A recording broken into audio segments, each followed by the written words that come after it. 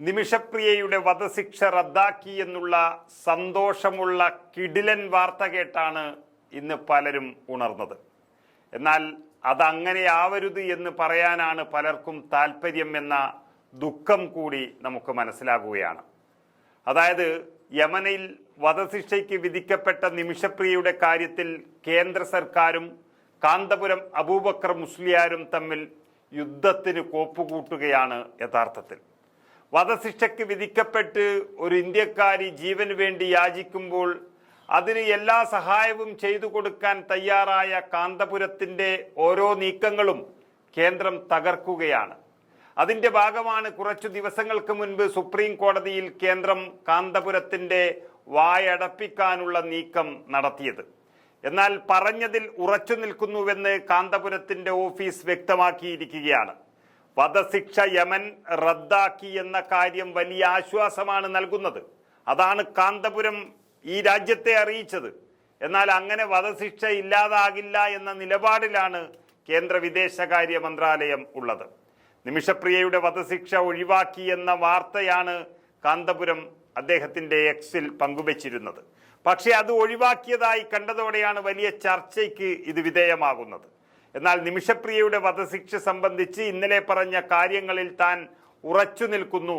വാർത്താ ഏജൻസിയാണ് തൻ്റെ എക്സിലെ പോസ്റ്റ് ഒഴിവാക്കിയതെന്നും കാന്തപുരത്തിൻ്റെ ഓഫീസ് വ്യക്തമാക്കിയിരിക്കുന്നു.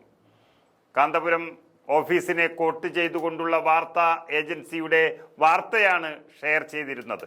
ഈ വാർത്തയാണ് പിന്നീട് ഡിലീറ്റ് ചെയ്യപ്പെട്ടത്.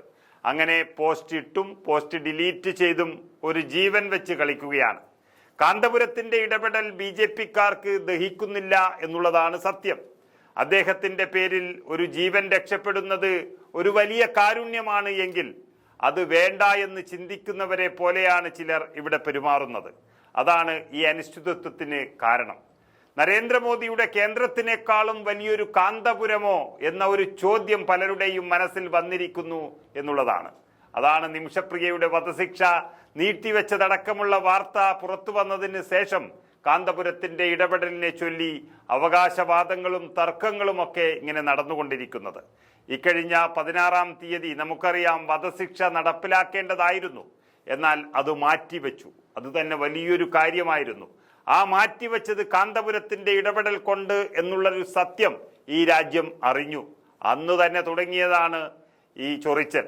ആ രാജ്യം തന്നെ ഇടപെട്ടൊരു കേസിൽ അവർക്ക് നടക്കാത്തത് ഈ കാന്തപുരത്തിന് കൊണ്ട് കഴിഞ്ഞു എന്നുള്ളത് ചിലരുടെ നെഞ്ച് തകർത്തു കളഞ്ഞു എന്നുള്ളതാണ് സത്യം. അതാണ് അതിൻ്റെ രോഷമാണ് സുപ്രീം കോടതിയിൽ പിന്നീട് കണ്ടത്.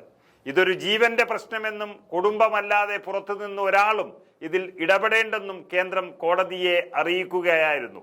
അത് കാന്തപുരത്തിന് വായടപ്പിക്കാനായിരുന്നു.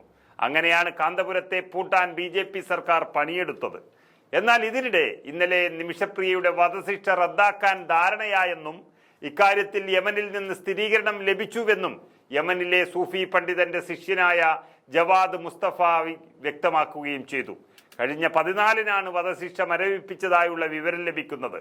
അതിനുശേഷം വധശിക്ഷ റദ്ദാക്കുന്നതിലടക്കം നിരന്തരം ചർച്ചകൾ യമനിൽ നടന്നിരുന്നു. അതിൻ്റെ ഭാഗമായാണ് ഈ വധശിക്ഷ റദ്ദാക്കാൻ ധാരണയായത് എന്നും ജവാദ് മുസ്തഫാനി പറയുകയും ചെയ്തു. ഇതോടെ ഒരാളുടെ മോചനം എന്നതിലുപരി കണ്ണുകടിയിലേക്കാണ് കേന്ദ്രം കടന്നത്.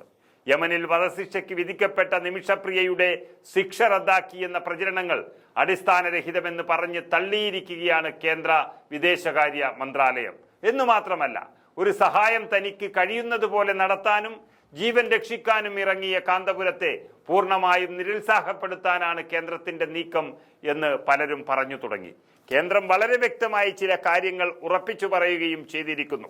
അതായത് നിമിഷപ്രിയയുടെ കേസിനെ കുറിച്ച് ചില വ്യക്തികൾ പങ്കുവെക്കുന്ന വിവരങ്ങൾ അത് തെറ്റിദ്ധാരണാജനകമാണെന്നാണ് വിദേശകാര്യ മന്ത്രാലയ വൃത്തങ്ങൾ വ്യക്തമാക്കിയിരിക്കുന്നത്. എന്നാൽ അപ്പോഴും വധശിക്ഷ റദ്ദാക്കി എന്നതിൽ ഉറച്ചു നിൽക്കുകയാണ് കാന്തപുരം. ആ കിടിലൻ വാർത്ത ശരിയാകണമെന്ന് ആഗ്രഹിക്കുന്നത് കൂടി ചെയ്യാതെ കാന്തപുരത്തിൻ്റെ വാ പൊത്തുകയാണ് അങ്ങനെ ചിലർ. ഏതായാലും ഒരു ജീവൻ വെച്ചാണ് കളി എന്ന് ഓർക്കുന്നത് നല്ലതാണ്.